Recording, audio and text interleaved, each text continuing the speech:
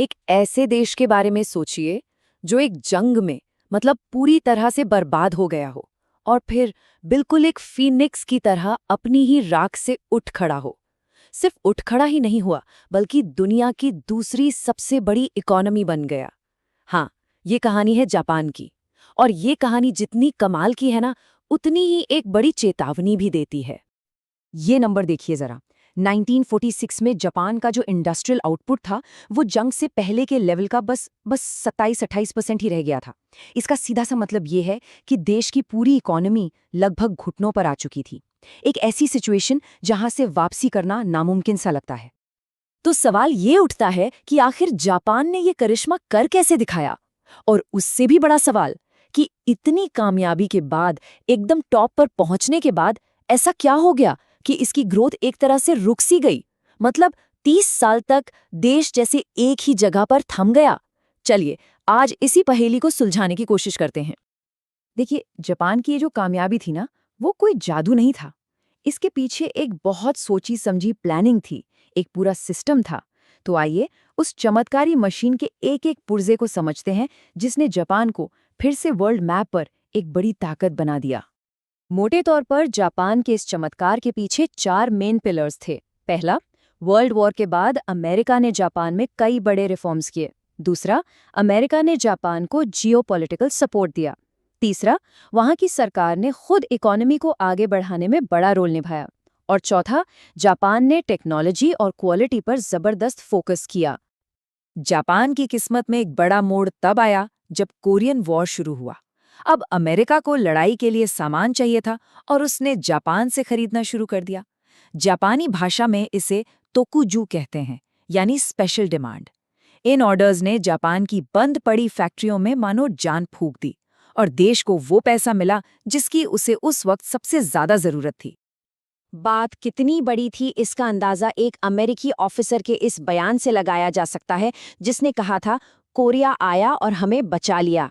इससे साफ पता चलता है कि ये जंग जापान के लिए एक ब्लेसिंग इन डिस्गाइज साबित हुई। एक ऐसी मदद जिसकी किसी ने उम्मीद नहीं की थी और जिसने जापान की वापसी की कहानी लिख दी।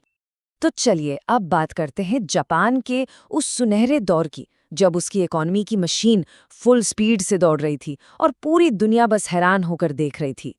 जापान की ग्रोथ का एक बड़ा राज था वहां के लोगों की सेविंग्स की आदत। उस दौर में जापानी लोग अपनी कमाई का करीब 18% से ज्यादा बचा रहे थे। ये अमेरिका या जर्मनी के मुकाबले बहुत बहुत ज्यादा था। अब इतनी सारी सेविंग्स का मतलब क्या हुआ?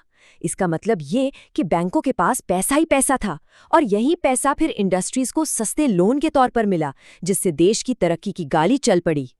जापान के सिस्टम में एक और खास चीज थी, केयरित्सु।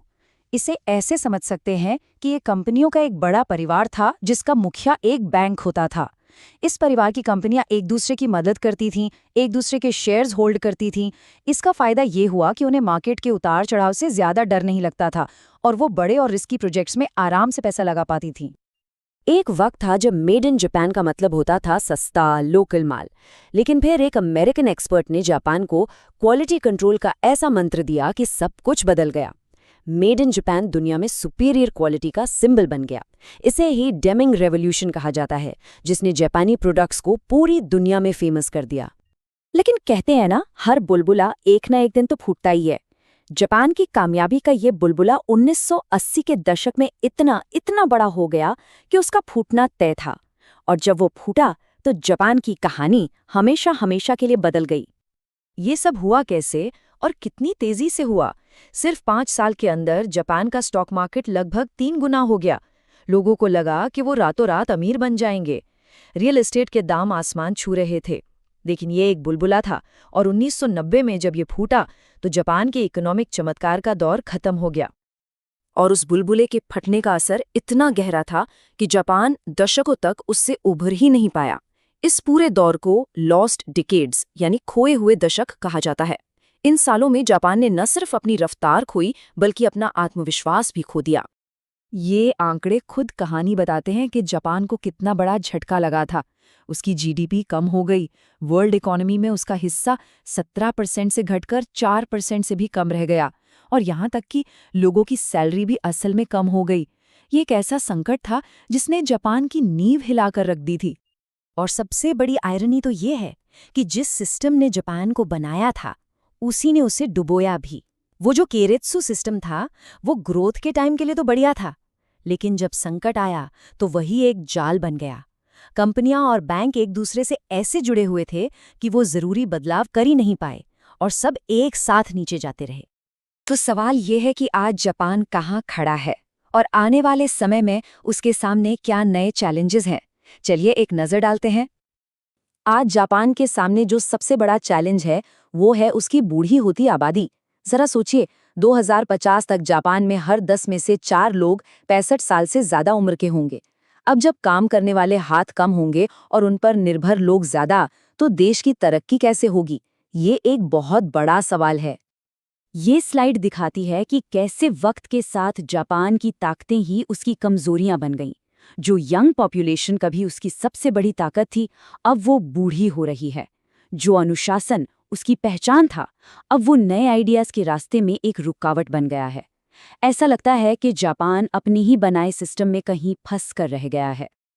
तो आखिरी और सबसे बड़ा सवाल यही है कि क्या कोई देश हमेशा अपनी पुरानी कामयाबियों के फॉर्मूले पर जी सकता है? जापान की कहानी हमें यही सिखाती है कि जो सिस्टम आज हमें सफल बना रहा है, हो सकता है कि कल वही हमारी सबसे बड़ी कमजोरी बन जाए। और ये एक ऐसा सबक है जो सिर्फ जापान के लिए नहीं, बल्कि हम सबके लिए है।